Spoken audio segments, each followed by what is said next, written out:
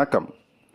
அண்மையில் சமூக வலைதளங்களில் பரபரப்பான பேசுபொருளாக அமைந்த விஷயம், இசைஞானி இளையராஜாவுக்கும் கவிஞர் வைரமுத்துவுக்கும் இடையே நடைபெற்ற சொற்போரான ஒரு பாடலின் வெற்றிக்கு முக்கியமானது இசையா அந்த பாடலின் வரிகளா என்பதுதான்.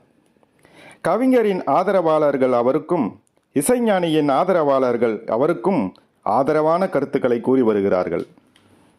ஒரு வீடு கட்டும்போது அந்த கொத்தனார் அதற்கான கூலியை வாங்கிவிட்ட பிறகு அந்த வீடு அந்த கொத்தனாருக்கு சொந்தமாகுமா? கடையிலிருந்து ஒரு பொருளை வாங்குகிறோம், அதற்கான பணத்தையும் கொடுத்து விடுகிறோம், அந்த பொருள் மறுபடி கடைக்காரனுக்கு சொந்தமாகுமா என்று பலவித தர்க்கவாதங்களை இளையராஜாவுக்கு எதிரான கருத்துவாதங்கள் முன்வைக்கப்படுகின்றன. இசை உயிர் போன்றது, பாடல் வரிகள் உடல் போன்றது. உயிர் இல்லாத உடல் பயனற்றது.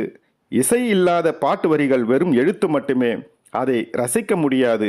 தேவையான மெட்டு போட்டு அதற்கான இசைக்கருவிகளை வைத்து இசையை உருவாக்கினால் மட்டுமே அந்த பாடல் ரசிக்கும்படியாக இருக்கும் என்பது இளையராஜாவின் தீவிர ரசிகர்கள் முன்வைக்கும் வாதம். நான் கூறப்போவது இசையா மொழியா என்பது பற்றி அல்ல, இளையராஜாவின் இசை உரிமையை பற்றியது என்கின்ற அளவில் இந்த பிரச்சனையை நான் அணுகுகிறேன். தவிர எனக்கும் கவிஞர் வைரமுத்துவுக்கும் எந்த விதமான காழ்ப்புணர்வோ, இளையராஜா எனக்கு நெருங்கிய சொந்தமோ அல்லது நண்பரோ இல்லை என்பதை முதலில் தெளிவுபடுத்தி விடுகிறேன். சரி, இவ்வளவு விவாதங்கள் நடைபெறுகின்றதே, அந்த விவாதங்களை கூறுபவர்கள் திரைத்துறை சார்ந்த வேறு யாராவது கூறுகிறார்களா என்றால் இல்லை. எல்லோருமே பொதுமக்களின் அங்கங்களாக விளங்கும் ரசிகர்களே. பேச்சாளர்கள் சிலரும் இருக்கிறார்கள். ஆனால் விமர்சகர்களாக இருக்கும் இவர்களை போன்றவர்கள் இந்த கருத்துக்களை வைக்கிறார்களே தவிர திரைத்துறை சார்ந்த யாரும் இந்த கருத்தை முன்வைக்கவில்லை. பணத்தை செலவழித்து படத்தை எடுத்த தயாரிப்பாளருக்கே சொந்தம் என்று கூறுகின்ற அந்த தயாரிப்பாளர்களில் ஒருவராவது இந்த விவாதங்களில் பங்கேற்றதுண்டா? எந்த தயாரிப்பாளராவது எங்களுக்குத்தான் உரிமை என்று உரிமையை கொண்டாடியதுண்டா என்பதை யோசித்து பாருங்கள். இவ்வளவு ஏன், சில ஆண்டுகளுக்கு முன்பு இந்த உரிமை பிரச்சனை தலை தூக்கிய முதல் நிகழ்ச்சி எஸ்.பி. பாலசுப்ரமணியம் ஒரு கச்சேரியில் இளையராஜாவின் பாடல்களை பாடும்பொழுது இளையராஜாவால் எழுப்பப்பட்டது. என்னுடைய அனுமதி இல்லாமல் பாடியது குற்றம், எனக்கு உரிமையானது என்ற பிரச்சனை ஏற்பட்ட போதும் பலரும் இளையராஜாவினை கரித்து கொட்டினார்கள். இளையராஜா நீதிமன்றம் போனார், வழக்கில் வெற்றி பெற்றார். எஸ்பிபி அன்று முதல் மேடைகளில் இளையராஜாவின் பாடல்களை பாடுவதை நிறுத்தி கொண்டார். ஏன் எஸ்பிபி எதிர்க்கவில்லை? ஏன் அடங்கி போனார்? காரணம், இசைஞானியின் வாதத்தில் சட்டப்படியான நியாயம் இருந்தது. அது என்ன நியாயம்? அதை பற்றி பார்ப்பதற்கு முன்னால் தர்க்கப்படியான நியாயத்தை பார்க்கலாம். ஒரு திரைப்படம் உருவாகும் போது அந்த படத்தின் கதை முடிவு செய்யப்பட்டு அது விலை கொடுத்து வாங்கப்படுகிறது. இயக்குனருக்கு சம்பளம் நிர்ணயிக்கப்படுகிறது. இப்படி எல்லோருக்குமான ஊதியமும் கொடுத்துதான் அந்த படத்தின் அத்தனை துறைகளின் வேலையும் முடிவடைகின்றன. எல்லோரும் தாங்கள் செய்யும் வேலைக்கான சம்பளத்தை பெற்றுக்கொள்கிறார்கள். ஆனால் இசையமைப்பாளருக்கு அந்த படத்தின் பின்னணி இசைக்கு மட்டுமல்லாமல் பாடல்களை புதிதாக டியூன் போட்டு அதற்கு இசையை சேர்த்து வடிவம் கொடுக்கும் பணி தனியாக இருக்கிறது. அந்த பாடலுக்கு யாரை எழுத வைக்க வேண்டும், யாரை பாட வைக்க வேண்டும், எந்த மாதிரியான இசைக்கருவியை பயன்படுத்த வேண்டும், முக்கியமாக எந்த ராகத்தில் அந்த பாடல் இருக்க வேண்டும் என்று முடிவு செய்கின்ற அனைத்து உரிமைகளும் இசையமைப்பாளருக்கே இருக்கிறது. அப்படித்தான் ஒப்பந்தமே போடப்படுகிறது. அதில் எதிர்பார்க்கின்ற ரிசல்ட் இன்னும் வேண்டும் என்ற நிலையில் மட்டுமே ஒரு இயக்குனர் அதில் தலையிட முடியும். ஆக ஒரு திரைப்படம் எப்படி உருவாக்கப்படுகிறதோ அதே நடைமுறையில் பாடலும் உருவாக்கப்படுகிறது. அப்படியானால் அந்த இசையின் தோற்றத்திற்கு அதை உருவாக்கியவன் தானே உரிமை கொண்டாட முடியும். அந்த வகையிலேயே தயாரிப்பாளருக்கும் இசையமைப்பாளருக்குமான ஒப்பந்தம் போடப்படுகிறது. தயாரிப்பாளர் அந்த பாடல்களை தனியே விற்கிறார், அதாவது ஆடியோ ரிலீஸ் செய்யும் போது வேறு ஒரு நிறுவனத்திற்கு அதை விற்கிறார். அத்துடன் அவருடைய உரிமை முடிந்து விடுகிறது.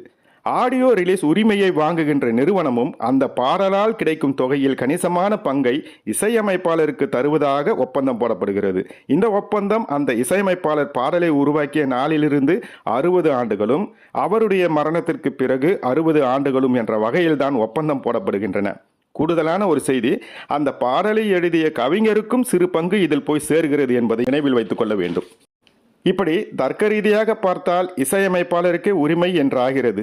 இந்த காரணத்தால் தான் எந்த தயாரிப்பாளரும் இந்த பிரச்சனையில் இதுவரை வாயை திறக்கவில்லை. அதே காரணத்தால் தான் எஸ்பிபியும் மௌனமானார். பாடல்களுக்கு உரிமை என்ற ஒப்பந்தத்தின் போதே அதற்கான தொகையை கழித்து கொண்டுதான் படத்தின் இசைக்கான சம்பளத்தை நிர்ணயம் செய்கிறார்கள். அப்படி போடப்பட்ட ஒப்பந்தத்தின்படி பாடல்கள் உருவான பிறகு இசையமைப்பாளருக்கே சொந்தமாகிறது. இது தர்க்க ரீதியான தீர்வு. அடுத்தது சட்ட ரீதியான தீர்வு என்ன என்பதை பார்க்கலாம். ஆடியோ உரிமையை பெற்றுவிட்ட இசையமைப்பாளர் அதை அறிவுசார் சொத்துரிமை, அதாவது இன்டலெக்சுவல்ஸ் ப்ராப்பர்ட்டி ரைட்ஸ் என்னும் அமைப்பில் பதிவு செய்கிறார். அதை அவருடைய அனுமதியின்றி யாரும் பயன்படுத்த முடியாது. இப்பெல்லாம் யூடியூப்பில் கூட காப்பிரைட் கொடுக்கிறார்களே, அதுபோல குறிப்பிட்ட அளவுக்கு மேல் அந்த இசையையோ கருத்துக்களையோ யாராவது பயன்படுத்தினால் அவர் மீது வழக்கு தொடுக்க இந்த சட்டம் வழிவகை செய்கிறது. அறிவுசார் சொத்துகள் என்ற வகைமையில் கலை, அறிவியல் கண்டுபிடிப்புகள், வணிக குறியீடுகள், வணிக ரகசியங்கள் என பல வகைகளில் உரிமைகள் பதிவு செய்ய முடியும். ஒரு புத்தகம் அறிவுசார் சொத்துரிமையில் பதிவு செய்யப்பட்ட பிறகு அதில் உள்ள கருத்துக்களை 6 பக்கத்திற்கு மேல் ஒருவர் பயன்படுத்தி வேறொரு புத்தகத்தில் எழுதினால் அது குற்றமாகும். அந்த புத்தகத்தின் வருமானம் பதிவு செய்யப்பட்ட நூலாசிரியருக்கு போய் சேர வேண்டும் என்கிறது இந்த சட்டம். யூடியூப்பில் 6 செகண்டுகளுக்கு மேல் ஒரு இசையையோ படத்தையோ பயன்படுத்தினால் அதன் மூல உரிமையாளர் காப்பிரைட் கிளைம் செய்வதும் இது போலத்தான். எனவே புதிதாக உருவாக்கப்பட்ட இசையும் இசையுடன் கூடிய பாடலும் தர்க்க ரீதியாக பார்த்தாலும் சட்ட ரீதியாக பார்த்தாலும் அதை உருவாக்கியவருக்கே சொந்தம் என்ற வகையில் இளையராஜா கூறுவது போல அவருடைய உருவாக்கத்தில் உருவாக்கப்பட்ட இசை அவருக்கே சொந்தம் என்பது விளங்கும். இசையா பாடல் வரிகளா? இதற்கான என் பதில் என்னவாக இருக்கிறது? சிம்பிளா சொல்லிடுறேங்க. எழுத்துகளால் அமைந்த பாடல்களை படிக்க தெரிந்தவர் மட்டும்தான் படித்து ரசிக்க முடியும். ஆனால் வார்த்தைகள் இல்லாத ஒரு இசையை யார் வேண்டுமானாலும் ரசிக்க முடியும். எல்லோருக்கும் ரசிக்க முடிந்தால்தானே அது உயர்வானது. எனவே மீண்டும் சந்திப்போம். நன்றி.